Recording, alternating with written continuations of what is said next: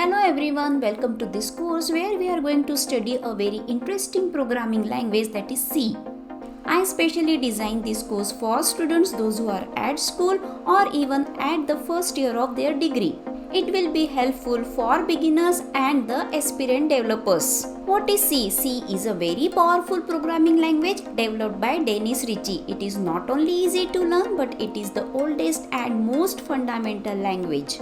But why should you learn C? C is the mother of all the programming languages. Other programming languages concepts are taken from C.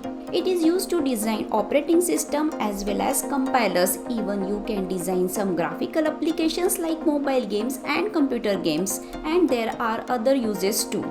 In this course, we are going to cover a series of concepts ranging from data types, operators, variables and constants, control statements, and we will study some advanced topics too. We will be exploring and implementing all these topics with the examples and programs for better understanding. I will also guide you through the software installation process. What you will achieve with this course, it will help students to excel in academics. Even it is easy to learn other programming languages. You will be able to work on open source project like Python, and you will have the opportunities in the programming positions. So what are you waiting for? Come along to the exciting journey of programming language. Let's get started.